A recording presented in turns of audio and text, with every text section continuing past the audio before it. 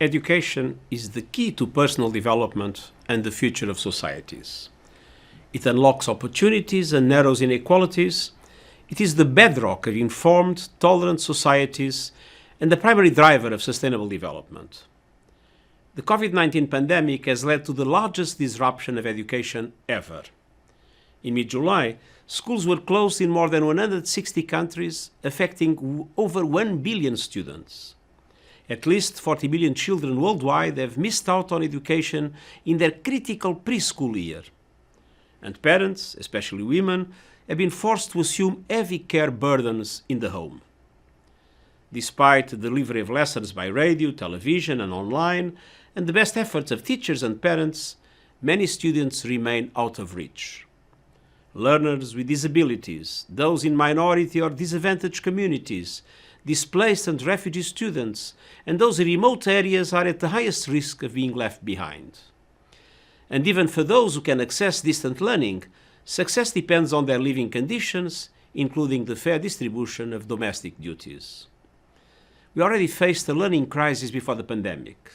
More than 250 million school-aged children were out of school, and only a quarter of secondary school children in developing countries were leaving school with basic skills.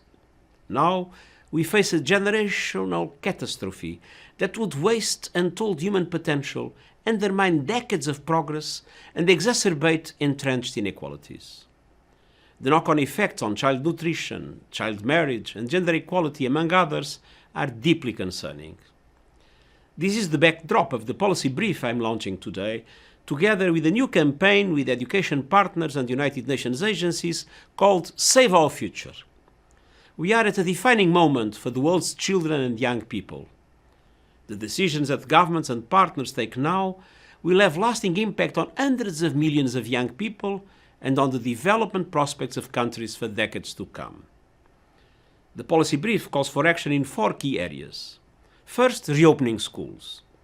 Once local transmission of Covid-19 is under control, getting students back into schools and learning institutions as safely as possible must be a top priority. We have issued guidance to help governments in this complex endeavor.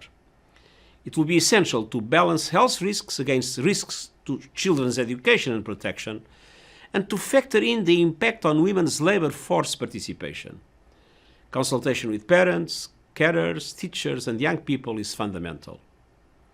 Second, prioritizing education in financing decisions. Before the crisis hit, low and middle-income countries already faced an education funding gap of $1.5 trillion a year. This gap has now grown. Education budgets need to be protected and increased. And it is critical that education is at the heart of international solidarity efforts, from debt management and stimulus packages to global humanitarian appeals and official development assistance. Third, targeting the hardest to reach. Education initiatives must seek to reach those at greatest risk of being left behind: people in emergencies and crises, minority groups of all kinds, displaced people, and those with disabilities. They should be sensitive to the specific challenges faced by girls, boys, women, and men, and should urgently seek to bridge the digital divide. Fourth, the future of education is here. We have a generational opportunity to reimagine education. We can take a leap towards forward-looking systems that deliver quality education for all as a springboard for the Sustainable Development Goals. To achieve these, we need investment in digital literacy and infrastructure, an evolution towards learning how to learn, a rejuvenation of lifelong learning, and strengthened links between formal and non-formal education. And we need to draw on flexible delivery models, digital technologies, and modernized curricula while ensuring sustained support for teachers and communities. As the world faces unsustainable levels of inequality, we need education, the great equalizer, more than ever. We must take bold steps now to create inclusive, resilient, quality education systems fit for the future.